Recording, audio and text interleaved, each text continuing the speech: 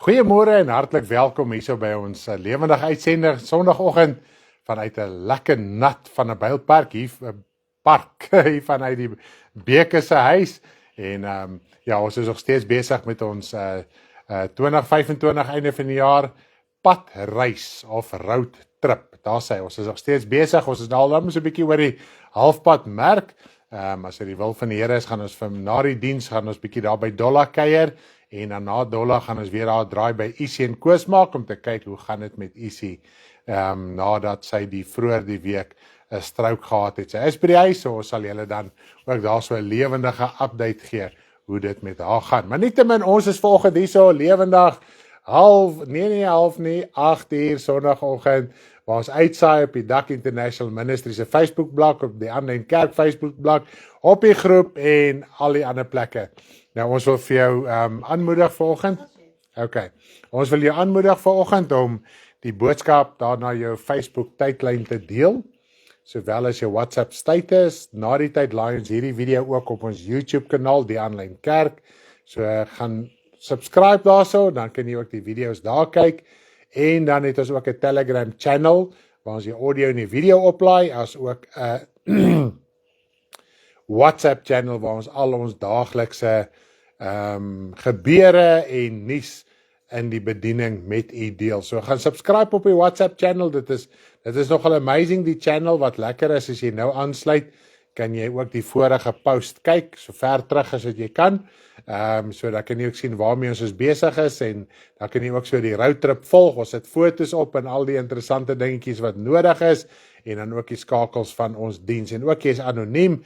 Met ander woorde, iemand gaan jou nie jou nommer daar kry en jou stalk na die tyd nie. So wat jy ook al, as jy aansluit, jy is anoniem, niemand sien jou nie, en jy kan ook nog steeds react, en niemand weet of jy gereact het of nie gereact het nie, maar ek wil jou aanmoedig react. Dit is 'n goeie gewoonte om te kweek, so in die liggaam van Christus. Nou ja, goeiemôre familie, ons spoel weg, julle moet mooi ry. Ja, ons spoel ek hier weg, lyk dit vir my. Pretoria, Roland het vanoggend gesê, dis net so lekker nat daar by hulle, so dit lyk my reën is die hele Gauteng vol. Mornings almal, goeiemôre, môre almal, dis balloontjies en hartjies en liefies en alles, dis net amazing. Daar is hy, prys die naam van die Here, en ons bid nog steeds vir Shamaine.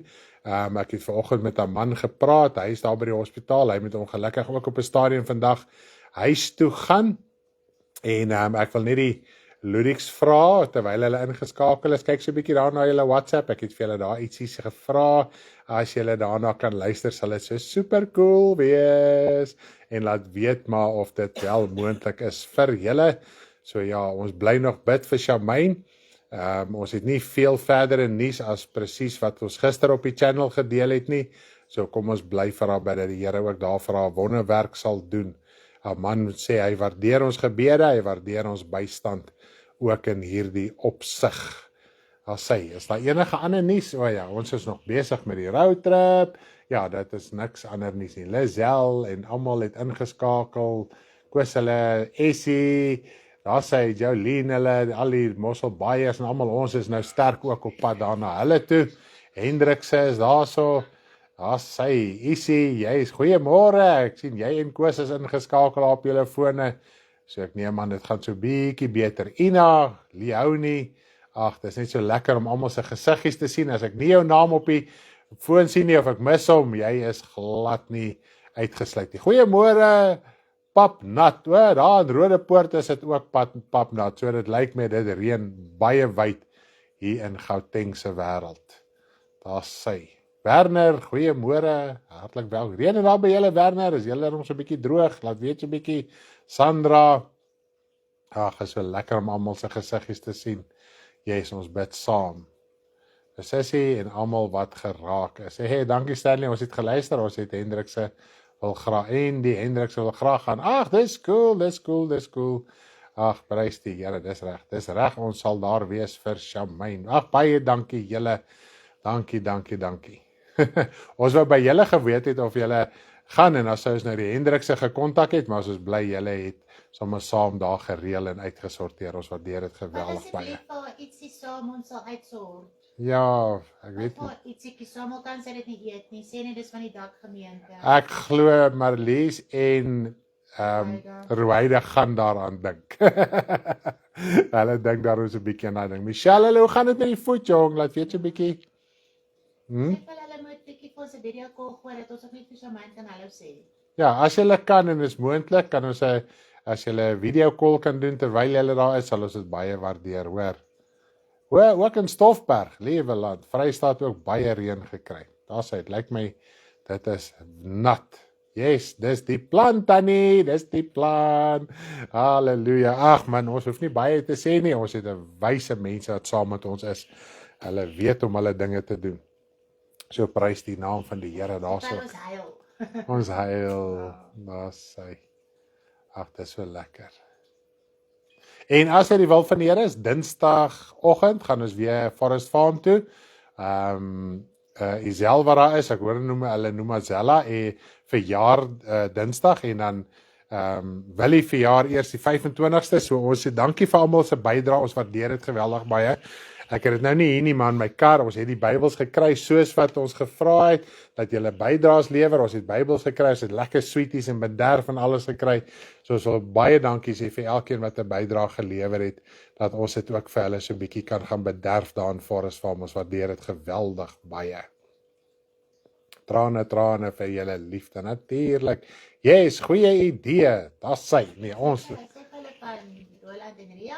O ja, ons het met Roland en Ria gepraat. As jy dalk in die omgewing is daarso, kan jy ook met ons praat, dan reël ons dit. As dit die wil van die Here is, hulle het gesê hulle kan so Vrydag daar by Andrei in die ouer huis 'n draaitjie gaan maak. Ek kan hulle vir hom gaan bid en net so 'n bietjie kuier en gesels en so aan.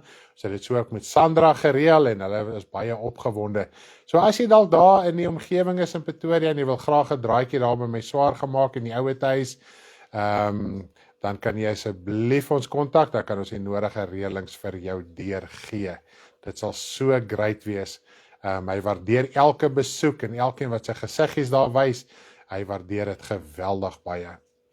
As hy Susan, die kriele is ingeskakel, wat 'n heerlikheid. En ons bid ook vir Emmy, ons het by Emmy 'n draai gemaak het, sy het vanoggend laat weet, dit is nie moontlik nie.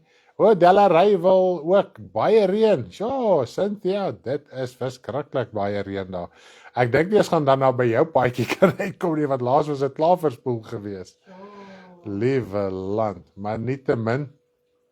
Ag, prys die Here. Wat wou ek nou gesê het? Sê as met ons laat weet, lyk dit daar wel. Hoe lyk dit daar by jou, as jy kan weet, is daar moontlikheid, dink jy sal 'n draaitjie daar kan maak? Ja, ons kan, want ons het nou 'n dagie oop met Emmy. Potch, ja. Ja, Cynthia, as jy 'n kuiertjie vir my saam met ons wil reël, asseblief kontak vir Karen, dan kan ons dit reël, hoor. Daar sê. Ek het nou iets gevra of iets gesê, maar ek sal nou by ons kom. Seker nie belangrik. Emmy, ons bid vir haar. Sy het 'n ernstige siekte onderlede gekry. Sy sê is hoogs aansteeklik. So ons gaan nie by Emmy 'n draai kan maak die jaar nie, maar wel 'n volgende geleentheid. Yes, en sy sal dalk by ons kom kuier in die Kaap. Ja, dit gaan cool wees. Yes, okay. Ek dink dit is nou ons reëlings hierso. Hoe gaan dit met Michelle? Ons het nou al gepraat, dit gaan beter. Sy het haar voetjies bietjie afgeswel, maar sy het maar nog pyn. Yes. 'n Voet is bietjie afgeswel, maar sy het nog baie pyn. Welkom weer by ons niggie Henrietta Pillay. Goeie, hallo niggie. Ruwaida is 'n niggie. welkom vanoggend en almal wat sy name nie daar is nie. Jy is meer as welkom as jy nog nooit kommentaar gelewer het nie. Sê dis ek en dit is waarvan ek kom. En ek gaan vanoggend praat oor die geheim van geloof. Ons gaan so 'n bietjie praat oor geloof. Ek weet ons praat baie hieroor, maar dis 'n saak wat ons oor duidelikheid moet kry, anders te loop ons met onnodige skuldgevoelens en laste in ons gemoed rond en dit is dit is juist die doel van die evangelie om hierdie laste af te haal. Cynthia sê dis reg, so lyk my ons sal so 'n bietjie met haar kan kontak maak. Daar sê. Ja, ons gaan bid en vir al die siektes en al die dinge wat gebeur en ook vir Shamaine dat die Here ook daar wonderwerk vir haar ook sal doen, soos wat hy met Isie gedoen het en dan gaan ons oorgaan na die boodskap oor geloof. Hemelse Vader, ons sê vir U baie dankie vir die groot liefde, genade, barmhartigheid. Dankie vir die heerlikheid van U. Dankie vir die krag van U wat in ons hart geopenbaar word deur die verlossing van die Seun Jesus Christus. Hy wat die prys kom betaal het, hy wat die middelaar is, die lam wat geslag is, wat sy lewe kom offer het, sodat ons weer met U kan versoen word, Vader. Want dis die bediening van die versoening. En dit is wat ons verkondig, Vader. Paulus praat ook, hy verkondig, hy is besig met die bediening van versoening. Dis wat hy verkondig, en ons verkondig het ook, en die enigste manier om te versoen te word met U, Vader, is deur ons lewe met die Here Jesus Christus reg te maak, om tot bekering te kom, om ons hart vir U te gee, sodat ons die wedergeboorte kan kry, en deur die wedergeboorte word ons met U versoen. Dan het ons hierdie ewige hoop in ons hart, om die ewige lewe in te gaan. Baie dankie, Vader, dat U Seun Jesus gestuur het. Here Jesus, baie dankie dat U gehoorsaam was. Dankie dat U tot op die einde, tot die dood toe gehoorsaam was. En U verwag ook van ons om tot die dood toe gehoorsaam te wees, tot die einde van ons lewe. En ek dank U dat U Gees in ons die krag, die wysheid en die insig gee om wel in daardie oorwinning te kan wandel, om aan te kan hou met ons geestelike lewe en vas te hou aan ons geloof tot op die einde. Vader, ons bid vir elkeen wat siek is. Ons dink eers aan Shamaine aan Tygerberg Hospitaal. Vader, sy was in hierdie ongeluk, U is bewus van dit. Sy is 'n kind van U en ons wil bid dat U werklik waar asseblief haar sal aanraak, sal oprig en 'n wonderwerk ook vir haar sal doen. Asseblief, Vader, U is die God van hemel en aarde. Toe ons hy foto sien, daar's baie herstelwerk, daar's baie dinge wat moet gebeur, en ons wil bid dat U asseblief ook die dokters en die staf daar die wysheid en die insig sal gee om die regte prosedures te volg en die regte dinge te doen. Asseblief, Vader, U is die God van hemel en aarde wat wonders kan verrig. Halleluja. Ons bid ook vandag vir Michelle met die enkel wat sy so erg verstuit het. Ons wil bid dat U haar ook sal genees en sal gesond maak, Vader. Asseblief, Here, want U is die God van genesing. Ons vertrou op U. Vader, ons vertrou nie op ons vermoë nie, ons vertrou op U wat die wonderwerk kan verrig. En so bid ons vir Emmy ook, Here my God, met daai siekte wat sy opgedoen het, wil ons vra dat U ook in haar liggaam 'n wonderwerk sal verrig tot eer en verheerliking van U koninkryk. U is die God van hemel en aarde wat lewe van nou af tot in alle ewigheid. Ons bid ook, ewige Here, verder vir Isie. Ons wil bid vir haar volkome herstel. Asseblief, Vader, U weet, Here, hoe om te herstel. U die liggaam gemaak, U weet om alles te herstel in haar liggaam, Vader, dat daar geen komplikasie sal wees nie. Asseblief, Vader. Ons bid ook vir my swaar André verder weer in die hospitaal. Ons wil bid vir Sandra, dat hy elke nodige krag, insig en wysheid sal gee en vir haar sal voorsien dit wat hulle nodig het. Dis 'n geweldige finansiële las, 'n tydelike las op hulle ook, Vader, en ons wil vra dat U ook daar sal voorsien en dat U haar geestelik sal oprig en vir André ook geestelik sal oprig. Ek het gesien toe ons daar by hom was en ons lees net so die woord uit en bid, hy huil en hy raak in die slaap. En ek besef, Here, dit is al wat ons kan deurdra in hierdie tyd, is om tyd saam met U te spandeer. Daarom bid ons U, terwyl hy so mooi getuienis het in die hospitaal, Vader, in die ouer huis, 'n Vader van die staf af, hulle sê, hy is so dankbaar oor alles, dit maak hulle skoon skaam. En ons wil bid dat hy sy geloof sal behou en dat hy nie sal moedeloos raak nie, want hy lê daar ook in geweldige pyn met tye, is dit net te rof om te hanteer. En ons wil bid dat U asseblief hom ook in hierdie tyd van smarte, druk en verdrukking sal deurdra en dat hy nie geloof sal verloor nie. So ook vir Sandra, asseblief, Vader. Here, ons bid ook vir elkeen in hierdie tyd wat ons met die roadtrip besig was, hierdie padreis, Vader, dat U, Here, by die woord het by baie uitgekom, party het, jy kan sien die oortuiging was daar, maar hulle kon nie 'n keuse maak op daai oomblik nie. Here, ons wil vra dat U die siele sal red, hulle wat die woord aangehoor het en daagliks mense wat verander getuig by hulle werke, by hulle bure, by die skole, waar hulle ook al beweeg, wil ons vra dat U asseblief in harte sal werk dat siele gered kan word. Ons besef gister weer eens, die woord word gesaai, maar die maaiers is min, die arbeiders is min wat in die oes ingaan, Vader. En daarom bid ons U dat U ons waaksaam en nigter sal hou, dat ons nie sal verslap om maaiers sal wees nie, maar saamwerk in die majesteit van U. Ons loof en ons dank in Jesus se naam. Ek wil ook bid in hierdie oomblikke, Vader, dat U my sal help, dat dit wat op my hart is, dit wat ons al gedeel het, so van huis tot huis en gepraat het, Vader, wil ek vanoggend ook so met die res van die gemeente deel, sodat ons almal bemoediging en stigting sal ontvang en dat die waarheid van u woord ook in ons lewe geopenbaar sal word. Ek sê vir u baie dankie in Jesus se naam. Amen. Dat sê, dit is net so 'n lekkerte. Halleluja. Nou ja, daar's in hierdie week of in hierdie tyd wat verby is, het ons so baie dinge met baie mense gepraat en gesels en daar's sulke mooi dinge wat na vore gekom het. Nou ek wil praat oor die geheim van geloof, maar voor ek presies daarby gaan uitkom, ek het Woensdag gewik en weeg om ons oor 2 gedagtes te praat en hierdie is nie 'n lang gedagte nie, maar ek glo as ons iets hier gaan verstaan en ons gaan oor na geloof toe, gaan ons sekere dinge ook beter begryp. Nou, ek wil hê ons moet eers lees hierso in in 1 Korintiërs 4 vers 9. Kom ons lees gou 1 Korintiërs 4 vers 9. Kom ons blaai gou soontoe.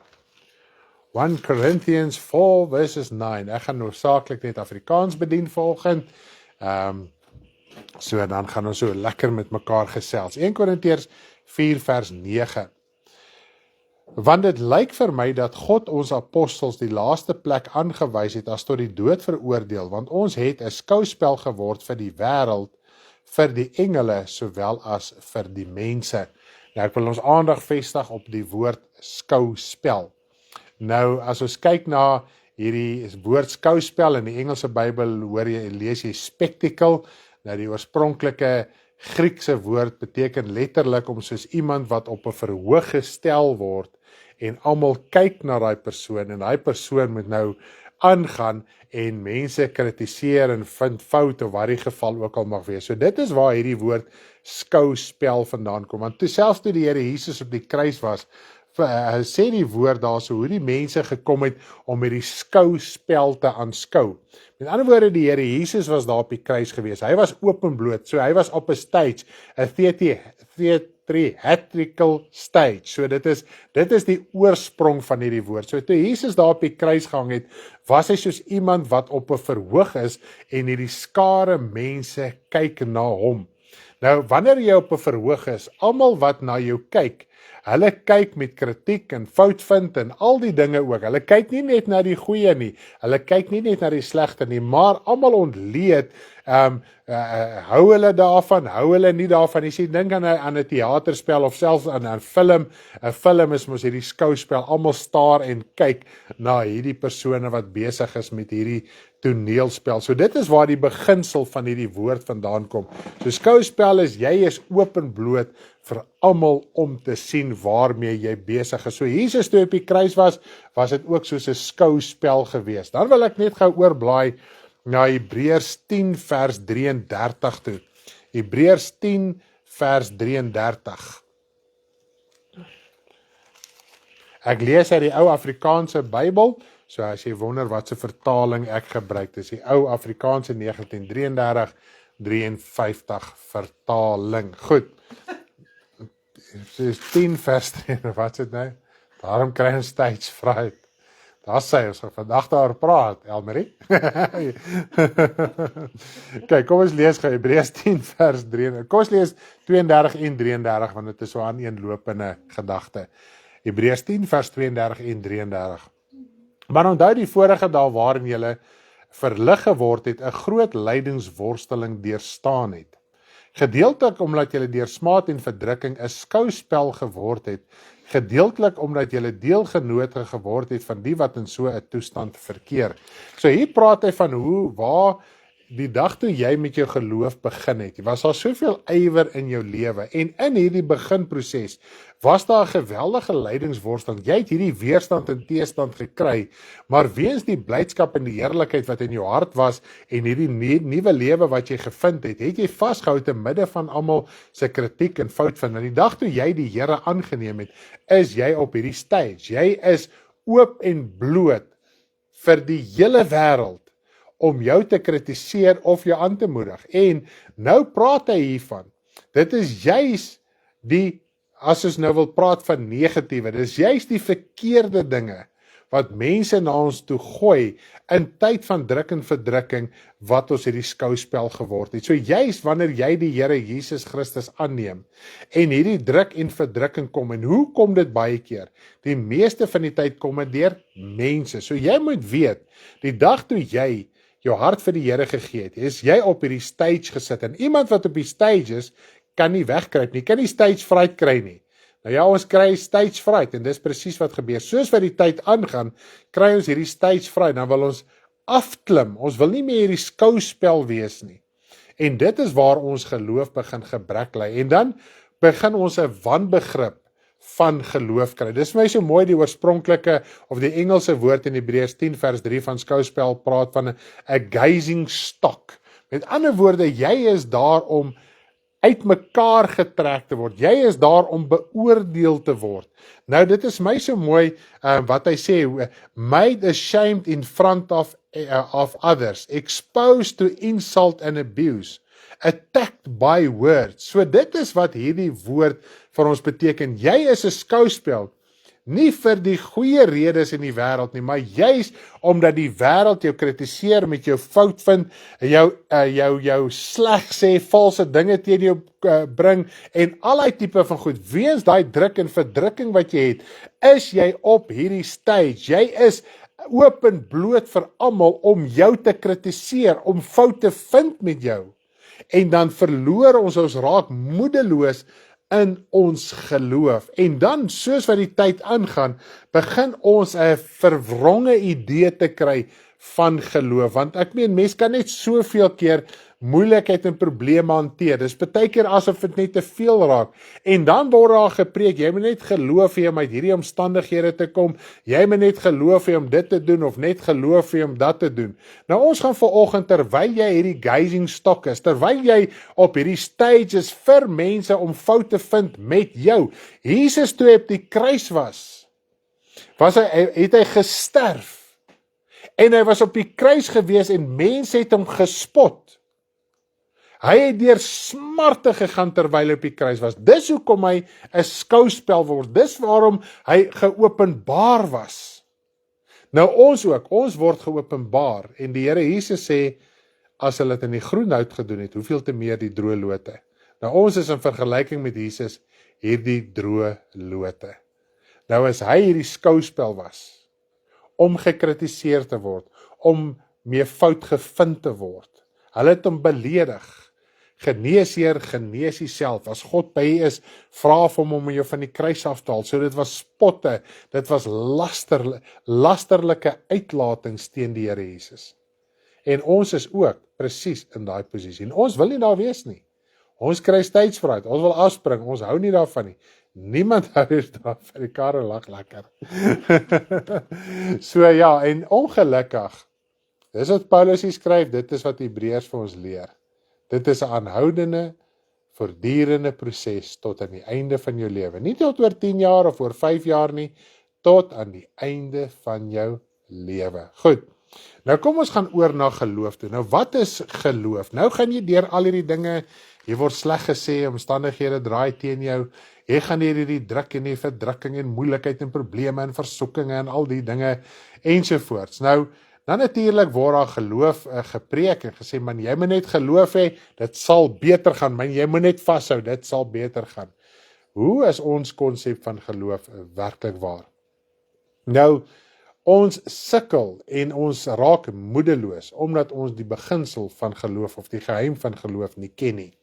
Nou kom ons lees heel eers Hebreërs 10 vers 1 en 2, want dit is gewoonlik die skrifgedeeltes wat aangehaal word, en gewoonlik ook net een vers van hierdie hele 2 verse, en dan word daar op loop gegaan, en dinge word gepredik wat nie in konteks is met God se woord nie. Kom ons lees gou, Hebreërs 11, nie 10 nie, jammer mense, jammer. Hebreërs 11 vers 1 en 2, Hebreërs 11 vers 1 en 2. Maar ook eintlik om Hebreërs 11 te verstaan, moet jy Hebreërs 10 deurlees.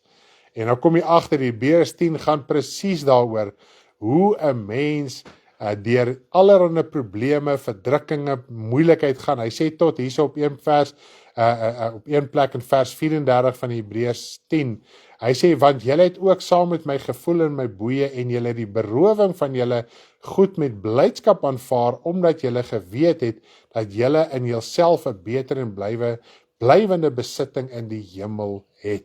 So as ons kyk na die hele oploop tot en met Hebreërs 11 vanaf vers 1 tot 2, gaan oor 'n saak hoe ons as kinders van die Here deur geweldige druk en verdrukking gaan. Dan sê hy in vers 38, die regverdige sal uit die geloof lewe, en as hy hom onttrek, het my siel geen welbehae nie. Met ander woorde, ons moet te midde van enige omstandighede, moet ons vashou aan ons geloof, en as ons onttrek vanuit ons geloof uit, dan het God geen welbehae in ons nie. Nou wat is daai geloof, en wat is die doel van geloof, en wat se resultaat moet geloof oplewer? Want ons kastei onsself, ek het nou nie genoeg geloof nie, daai ou het meer geloof as ek, want kyk wat se besittings het hy, en kyk hoe goed gaan dit met hom, en ek bly net suffer en sukkel, ek is op hierdie verhoog, en ek word net gekritiseer en mee fout gevind.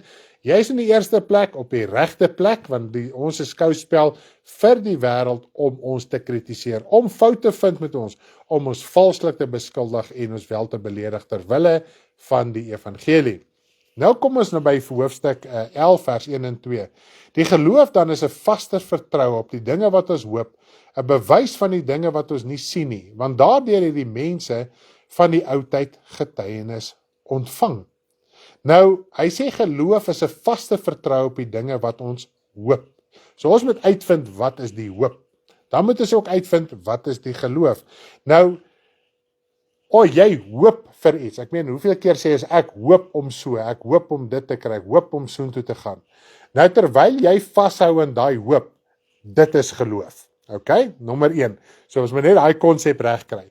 So as jy hoop op iets en jy hou vas aan die hoop, daai wat jy vashou, dit is die geloof. Okay, that is the substance. Okay. Nou sê hy dis 'n bewys van die dinge wat ons nie sien nie. Nou sê hy tog, die dinge waarop jy hoop, waarin jy vashou deur geloof, is 'n bewys van dit wat jy nie sien nie. So wanneer ons nou mooi, en nou sê die mense van die ou tyd het hierdeur getuienis ontvang. Met ander woorde, terwyl jy nog hoop en glo, ons gaan nou mooi na die ander skrifte kyk, is daar geen bewys van dit wat jy glo nie. Want die oomblik as jy sien, is daar nie meer hoop en geloof nie. So dit is nommer 1. So terwyl jy glo oor dit wat jy hoop, is daar geen bewys van dit wat jy hoop nie. Nou sê die mense van die ou tyd het getuienis ontvang, en dit is my so mooi. Nou haal hy aan baie dinge, Abraham en Noag en Isak, nou het hy baie voorbeelde hier, maar wat baie interessant is, as ons net gou so 'n bietjie oorspring na 'n paar verse, net om vir u te wys dat die sigbare, die fisiese wat wel gebeur het, was nie die geloof gewees nie. Want kom ons kyk gou hierso. Dit is nog steeds Hebreërs 11 vanaf vers 13. Kom ons kyk gou vanaf vers 13 tot en met vers 16. Kom ons lees vanaf vers 13 tot en met vers 16 in Hebreërs 11. In die geloof het hulle almal gesterwe sonder om die beloftes te verkry. Maar hulle het dit uit die verte gesien en geglo en begroet en bely dat hulle vreemdelinge en bywoners op aarde was. So alwel daar fisiese dinge met hulle gebeur het, was dit nie die bewys van hulle geloof nie. Dis amazing. Want hulle het gesterf sonder om die beloftes te verkry, maar tog het die fisiese ding gebeur. Okay? Hoekom het die fisiese ding gebeur? Wat was die saak geweest? Want nou sê hy, hulle het gesterf sonder om die beloftes te verkry. Want hulle wat sulke dinge sê, verklaar dat hulle vaderland soek. En as hulle bly dink het aan die vaderland waaruit hulle weggetrek het, sou hulle geleentheid gehad het om terug te keer. Maar nou verlang hulle na 'n beter een, en dit is 'n hemelse. Daarom skaam God hom nie vir hulle om hulle God genoem te word nie, want hy het vir hulle 'n stad berei. So hierso sien ons dadelik, praat hy van iets geestelik. So hulle deur hulle tydelike saak gegaan, met die hoop en die vertroue om die ewige lewe in te gaan, om die koninkryk van God as erfenis te verkry. Ongeag wat God vir Abraham en Moses hulle en Noag hulle en almal gedoen het, is daar ook profete, daar is Elia, ons lees van die profete in die Ou Testament, wat niks materiële tydelike dinge gekry het nie, maar tog het hulle aan vasgehou. So waaraan het hulle vasgehou? Te midde van dit wat hulle moes deurgaan, het hulle vasgehou aan God, en hulle het gesterf, met daai vertroue, dat hulle wel die koninkryk van God sal ingaan. En ons weet, in die Ou Testament het hulle almal gesterf, sonder om die ewige lewe in te gaan. So hulle het hierdie verlossing deur Jesus Christus gekry, dat wanneer hulle sterf, sou hulle dadelik hemel toe gegaan het nie. So dit is die substance of faith. Dit is waaroor dit gaan. Hulle het gehoop om die hemel in te gaan. Wat 'n opdrag God vir hulle ook al op die aarde gegee het. En ons moet net onthou, die Ou Testament was 'n hele saak net van uiterlike dinge. Dis al hoe hulle God geleer ken het en hoe dinge aan hulle geopenbaar was deur uiterlike dinge. Maar hulle het selfs in die Ou Testament nog verby dit gekyk. Hulle het net een ding geweet, ek moet God gehoorsaam wees. Want die belofte van die ewige lewe is daar, nie die belofte van die tydelike uitkoms nie. Goed, dan nog net so een vers hier in die einde van Hebreërs 11, net om hierdie saak te bevestig, Hebreërs 11 vers 39, en alhoewel hulle almal deur die geloof getuienis ontvang het, het hulle die beloftes nie verkry nie, omdat God iets beters oor ons beskik het, sodat hulle nie sonder ons volmaak sou word nie. Dis vers 39 en 40. So hierso sien ons, alhoewel dat fisiese dinge met hulle gebeur het, en hulle het fisiese oorwinnings gekry oor die vyand en allerlei dinge, hulle het besef dat die beloftes van die ewige lewe, dit het hulle nie ontvang nie. Maar te midde van dit alles het hulle vasgehou aan God, ongeag of daar oorwinning was of nie. Want die verse voor dit, hier van vers 35 af, praat hy van hoe mense vermoor is, hulle het in grotte gebly, skaapvelle rondgeloop, hulle het gebrek gelei, hulle was verdruk, hulle was mishandel gewees. En hulle het gesterf in daardie toestand, om in stukke gesaag te word, om gestenig te word, om deur die swaard vermoor te word. Daar is Johannes die Doper. God het hom nie verlos in die tydelike nie, hy is in die gevangenis onthoof. Maar hy het vasgehou, hy het geweet, dis my roeping hierdie, ek moet vashou aan my roeping, ek moet doen wat God se opdrag is, om die ewige lewe te bekom. Ok, ek dink ons begin al klaar so 'n bietjie 'n prentjie te kry rondom die saak van geloof. So hierso sien ons in Hebreërs 11 dat die bestanddeel van geloof gaan nie daaroor dat ons uiterlike, tydelike omstandighede moet uitsorteer nie. Dit gaan daaroor dat jy te midde van jou omstandighede God moet dien, aan hom gehoorsaam moet wees, want dit is wat die voorbeelde wat genoem is. Noag was gehoorsaam aan God, bou die ark. Abraham was gehoorsaam aan God, trek weg. Hy was gehoorsaam aan God, gaan offer jou seun. Of God vir hulle die vleeslike oorwinning gegee het of nie, dit was irrelevant, want ons lees daar, selfs Abraham het 'n stad verwag waarvan God die boumeester en oprigter is. Dis hoekom hy vir Lot gesê het, Lot, jy kies die beste deel, ek sal nog steeds in die woestyn bly. Whatever jy kies, as jy links gaan ek regs. Hy het nie 'n saak gehad met die tydelike nie. Hy het 'n saak aangegaan met God wat hom gesê het, dit is jou pad vorentoe. Nou in die evangelie van die Here Jesus Christus, ons wil te veel ons lewe ook uitsorteer, en as ons kyk na die Ou Testament, rondom die heeltyd fisiese dinge. En dit is wat ons nie verstaan nie. Wat is ons opdrag? Wat is ons gehoorsaamheid? Wat ons vandag in die dag moet lê, wanneer ons die Here Jesus Christus aanneem. En dis wat die Here Jesus gesê het. Gaan dan heen, maak disippels van alle nasies en doop in die naam van die Vader, die Seun en die Heilige Gees. Hy sê, ek stuur julle uit, soos skape onder die wolwe. Gaan verkondig die evangelie. Gaan wees die lig in hierdie wêreld. Dit is wat ons moet doen. Dit gaan nou nie meer om 'n fisiese koning te wees nie, die president van 'n land nie. Dit gaan nie meer daaroor nie. Inteendeel, die woord leer vir ons al klaar in 1 Korintiërs 1. Hy sê vir ons, let op julle roeping, broeders, julle is nie baie magtiges na die vlees nie, hier van vers 26 af.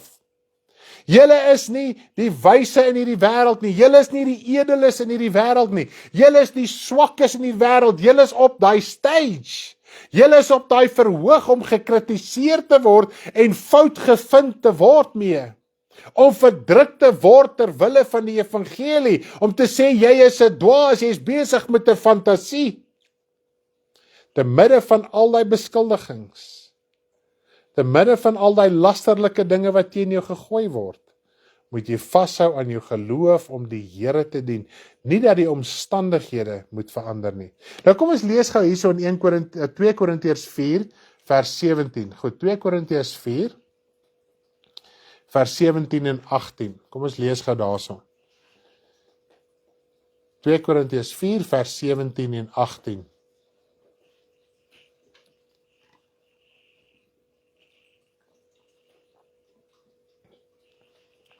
Want ons ligte verdrukking wat vir 'n oomblik is, bewerk vir ons 'n alles oortreffende ewige gewig van heerlikheid, omdat ons nie let op die sigbare dinge nie, maar op die onsigbare, want die sigbare dinge is tydelik, maar die onsigbare is ewig. So, dit is wat die woord van die Here ons leer. En ons kan sien in Hebreërs 11, selfs hulle wat in 'n tydvak geleef het, waar alles tydelik was, alles sigbaar was. Die wat sy harte voor God was, het geweet, dit gaan nie oor 'n tydelike blessing nie, soos wat dit ons in die Christelike kerk leer. Nou sien ons dit word herhaal in die Nuwe Testament. So God se saak rondom dit het nie verander nie. Hy sê ons moenie let op die sigbare nie. Ons moenie let op die verdrukking en die probleme en die omstandighede wat rondom ons is nie. Dis nie waar ons oor ons geloof gaan om te glo dat ons omstandighede moet verander nie, maar dat jy moet vashou in 'n verhouding waarin jy moet volhard in jou geloof.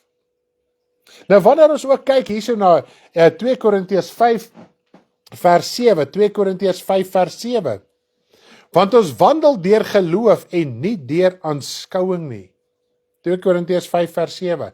Ons wandel deur geloof en nie deur aanskouing nie. En dit is die geheim van geloof. Dan net waarop hoop ons? En dit is die groot saak, want dit wat jy hoop, terwyl jy in daai hoop vashou, is dit geloof. En wat is dit? Geloof is die werk op dit wat jy hoop. So God het van hulle verwag, dis wat jy moet werk. Noag, dis wat jy moet werk. Abraham, dis wat jy moet werk. Dis wat jy moet doen. En omdat hulle opgetree het hulle aan God bewys, ons glo, daar is 'n ewige lewe, 'n ewige hoop vir ons weggelê. Kom ons kyk so 'n bietjie na 'n skrif of twee rondom hoop. Die eerste een is Romeine 8 vers 24. Romeine 8 vers 24. OK, kom ons lees gou daarso. 24 en 25. Romeine 8 vers 24 en 25. Want ons is gered in hoop. Maar die hoop wat gesien word is geen hoop nie. Want wat iemand sien, waarom hoop hy dit nog? Maar as ons hoop wat ons nie sien nie, dan wag ons daarop met volharding. As ons hoop wat ons nie sien nie, ons word gered in hoop. Die hoop van wat? Kom ons lees gou so 'n bietjie nog 'n skrif of twee in Titus 3 vers 7. Kom ons lees gou in Titus 3 vers 7. Ons gaan blaai gou soontoe. Titus is ook 'n baie ryk boek. Hy's nie lank nie, maar jog, daar's soveel interessanthede in die boek van Titus. Titus 3 vers 7. Kom ons lees gou daarso. 6 en 7. Die sin begin eintlik by vers 6. Want uit hulle is die wat in die huise insluip en arme vroue gevange neem. O nee, ek is nou in Timoteus, sorry. Timoteus, ek moet na Titus toe gaan. Titus 3 vers 7. Goed. Sodat ons geregverdig deur sy genade erfgename kan word ooreenkomstig die hoop van die ewige lewe. So hier praat hy van die hoop van die ewige lewe. Titus 1 vers 2. Hy sê vir ons in die hoop van die ewige lewe wat God, wat nie kan lieg nie, van ewigheid af beloof het. So God het van ewigheid af ons die ewige lewe beloof. Niks meer as dit nie.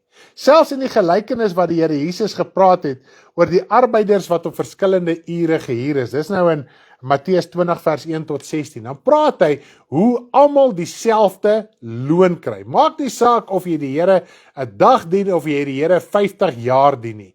Jy moet vashou, jy moet in daai arbeidsveld bly, want hierdie huisheer het daardie arbeiders gehuur.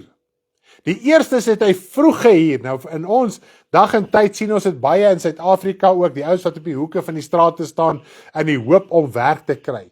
Nou vroeg die oggend is die eerste ouens gehuur en hulle moes in die land ingegaan het. En het gesê, dit is jou loon, 'n penning vir die dag, en dit was die gewone going rate vir 'n arbeider vir die dag.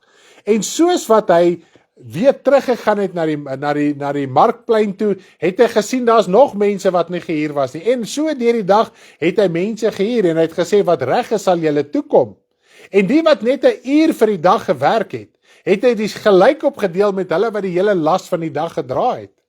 Maar hulle almal moes op die land gebly het, hulle almal moes gebly werk het, hulle wat vroeg begin het en hulle wat laat begin het. Maar die loon was dieselfde en dit is wat daardie Heer gesê het, ek sal vir jou gee wat jou toekom. Dis jou loon, is die ewige lewe. En hulle wat die las van die dag moes gedra het, hulle wat daai druk moes hanteer het, die son wat op hulle gebrand het, die dors wat hulle gehad het, dit is soos 'n druk, 'n verdrukking, moeilikheid en probleme wat jy kry, moes hulle aangehou werk het tot op die einde van die dag. Toe kry hulle beloning. En dit is ons ewige beloning. Daar is nie 'n ander beloning as dit nie. Nou ongelukkig word geloof so gepreek, dat wanneer jy 'n uitkomste kry soos wat ons dit nou maar noem, jy is in 'n sekere omstandighede en jy kry verligting en dinge werk uit soos wat jy dit graag wil hê. Dis gewoonlik 'n gesondheid, maar meeste van die tyd ook finansiëel.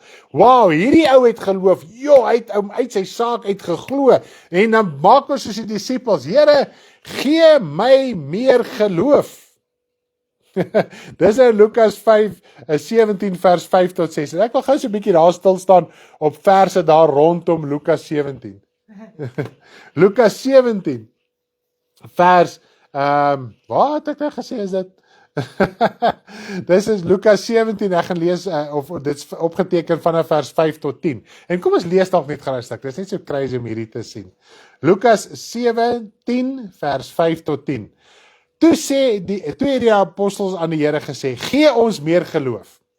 En hoe kastei ons onsself as jy in sekere situasies bly, veral in siekte en goed is? Ek het nie genoeg geloof nie. Jy kastei jouself, jy het nie genoeg geloof nie. En hoor wat vertel Jesus vir hulle. Wat is meer geloof? Hoe kry jy vir meer geloof? Wat is die doel van meer geloof? En wat is die essence, the substance of faith? En die Here sê, as julle geloof gehad het soos 'n mosterdsaad, sou julle vir hierdie moerbeiboom sê, word ontwortel en in die see geplant en hy sou julle gehoorsaam wees. Nou ongelukkig lees ons baie keer hierdie vers as 'n enkel vers in die Bybel. Maar die mosterdsaad word op ander plekke verduidelik en selfs deur die Here Jesus. Hy sê julle geloof is soos 'n mosterdsaad wat in die grond gaan en daai saad moet begin groei. Dis nie jou geloof moet so klein soos 'n mosterdsaad wees nie. Jou geloof moet begin groei. Hy moet in die grond gaan, hy moet na gekyk word, hy moet versorg word en hy moet 'n boom word. En hoe as ons kyk na 'n saad, die woord sê hy moet eers sterf. So daar's 'n drukking, daar's 'n persing wat moet plaasvind. Wat sê die Here Jesus? Jy moet elke dag jou kruis opneem. Die dag toe jy gedoop is na jou wedergeboorte, is jy gedoop in die dood van Christus en jy verklaar dat jy sal elke dag in die Here Jesus sterf, sodat sy lewe in jou geopenbaar kan word. So dan moet 'n sterf in jou plaasvind. Dan moet 'n doding in jou plaasvind en dit kom slegs deur druk en verdrukking en moeilikheid en probleme. Maar wat is dit wat moet groei? Jou omstandighede wat moet verander? Of wat is die saad? Die woord van God, die geloof in die woord van God. Dan word hy hierdie groot boom uiteindelik, wat die Here Jesus sê, nou kom die voëls van die hemel en hulle maak nes in sy takke. Goed, soos wat jy geestelik groei, jou geloof kan ook wel toeneem en vasstaan. Goed, kom ons lees aan. En wie is daar van julle wat 'n diensknegt het, wat ploeg of vee oppas, en hy, as hy inkom van die veld, vir hom sal sê, kom dadelik hier aan tafel. Sal hy nie eerder vir hom sê, maak vir my die aandete klaar en omgord jou en bedien my totdat ek geëet en gedrink het, en daarna kan jy eet en drink. Bedank hy daardie diensknegt, omdat hy gedoen het wat hom beveel is. Ek glo nie. So ek julle, wanneer julle alles gedoen het wat julle beveel is, sê dan, ons is onverdienstelike diensknegte, want ons het gedoen wat ons verplig was om te doen.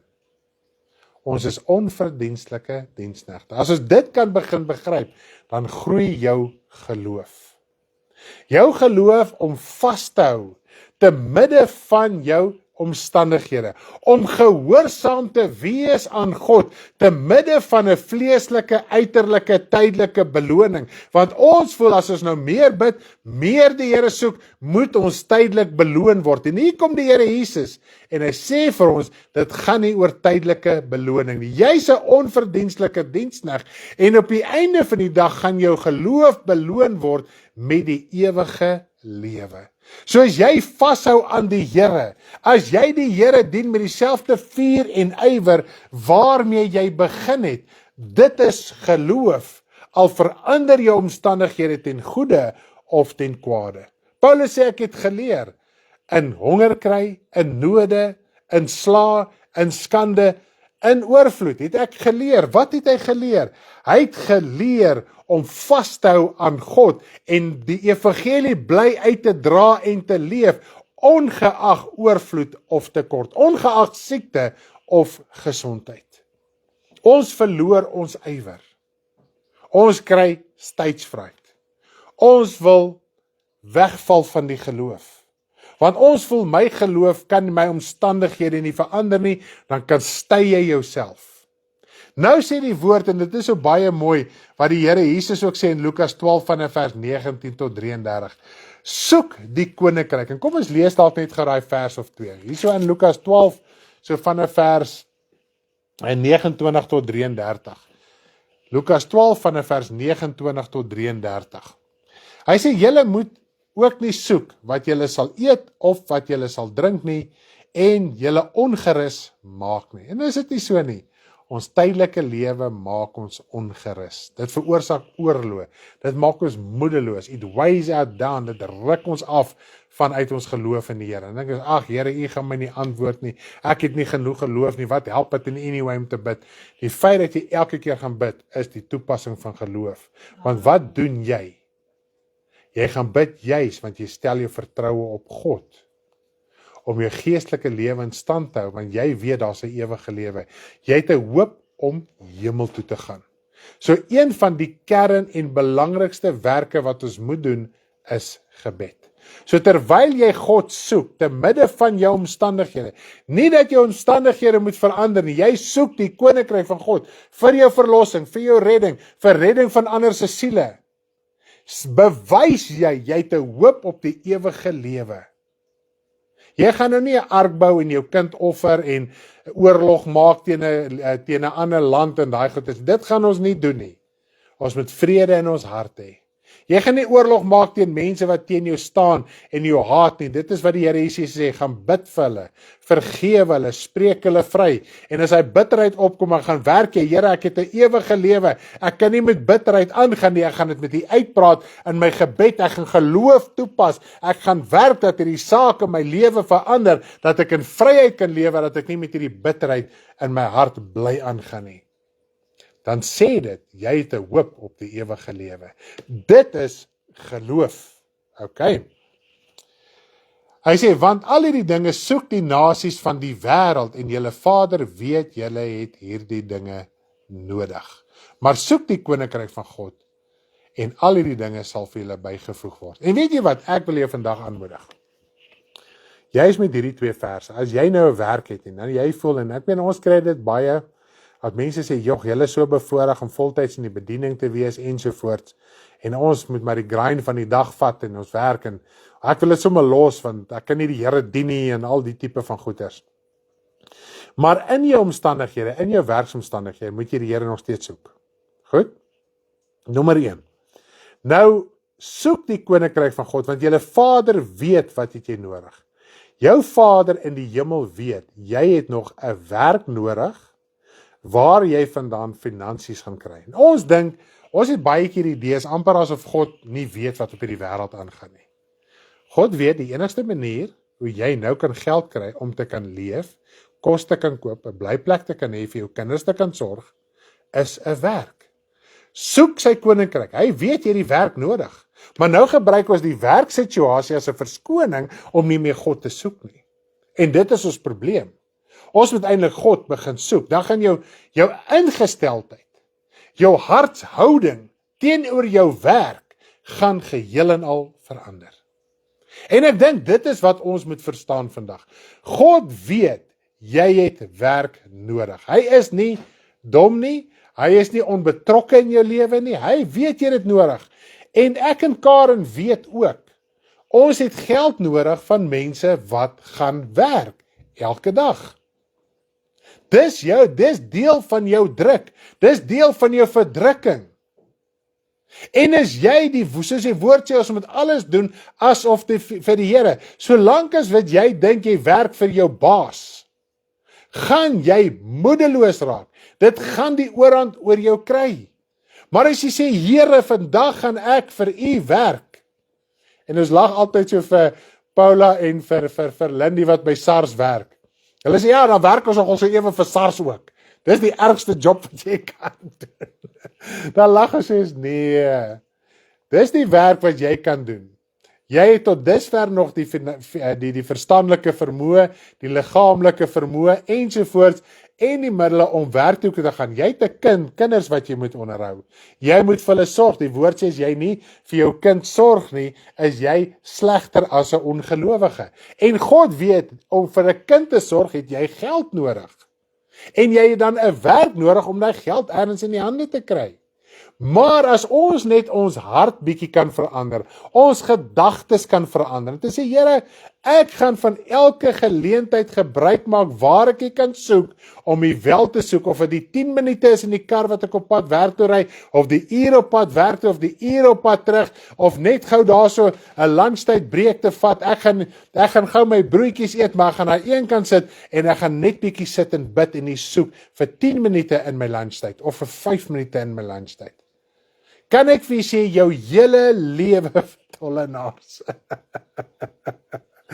Ja, prys die Here, ons het al hiervan getuig, maar dit vir u wat dit nog nie gehoor het nie.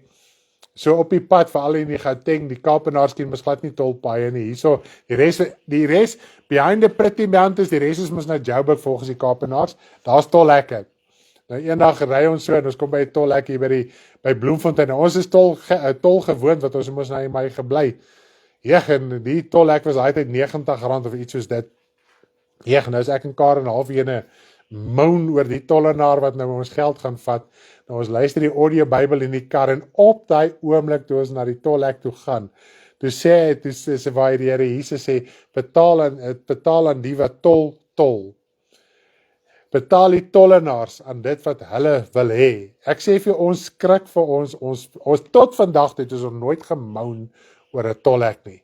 Want die Here Jesus het gesê, betaal aan die tollenaar wat die tollenaar eis van jou af. Betaal aan God wat God toekom en aan die keiser wat die keiser toekom. So ons moet net ook weet, ons het ook 'n verpligting teenoor God. Hy sê, betaal aan God wat God toekom en aan die keiser wat die keiser toekom. Nou ons betaal maklik aan die keiser wat die keiser toekom en ook dit wat aan God toekom, betaal ons ook vir die keiser. Nou gaan dit nie net oor finansies nie, dit gaan oor ons tyd. Watse tyd het ons werklik waar op hande? Die tyd wat God toekom. God weet, jy moet werk 8 to 5 of 6 to 4 of whatever jou werksure is. God weet, jy moet daai tyd werk. En jy gaan die meeste van die tyd nie aan hom dink nie, want jy moet aan jou werk dink. Anders dan gaan jy droog maak in jou werk. God weet dit. Maar daar is tyd in jou lewe wat God toekom. So betaal ons lewe, ons tyd ook aan God, of gebruik ons daai tyd om dit aan die wêreld te spandeer. En dit is wat ons in ons lewe moet uitsorteer. In plaas om elke dag te moan oor ons werk, God weet, jy het werk nodig. Dis waar jy geld vandaan gaan kry. Maar soek God, en tot jou werkslas gaan makliker raak. Die druk gaan daar wees, die eise gaan daar wees, dit is presies hoe dit is. Maar omdat ons nie aan God gee wat God toekom nie, daarom raak die druk van die wêreld net soveel makliker. Nou dis geloof, te midde van jou werk, te midde van die druk wat jy elke dag het, is om nog steeds daai tyd uit te koop, om voor God te kom, om aan dit aan God te betaal, wat God toekom. Dis geloof.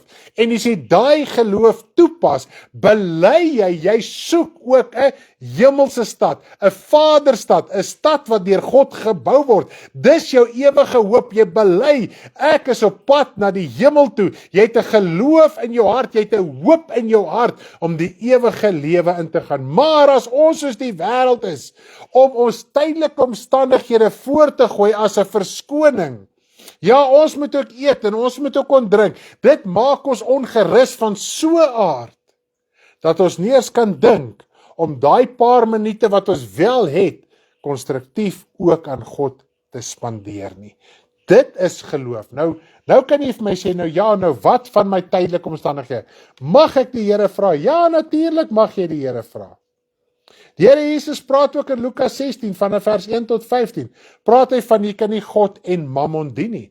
Dan praat hy van die finansiële verpligting van 'n kind van die Here teenoor 'n ander kind van die Here. Nie ons finansiële verpligting teenoor die wêreld nie. Ons doen in die wêreld wat ons moet doen. Jy moet jou ligte betaal, jou huis betaal, jou huur, jou krag, jy moet al daai dinge betaal, jou skoolfondse en al die dinge moet jy betaal. Maar daar is ook wat jy aan God se werk moet spandeer.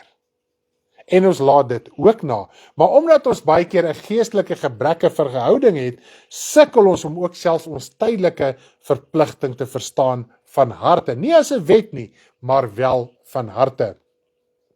Nou, wanneer ons ook kyk na die gelykenis in Lukas 12 vanaf vers 13 tot 31. Dit is 'n gelykenis waar die Here Jesus vertel van hierdie ryk man, wat sy grond goed gedra het. En hy het nie geweet waar gaan hy al hierdie goeder sit nie. En hy sê, nee man, ek gaan my skure afbreek.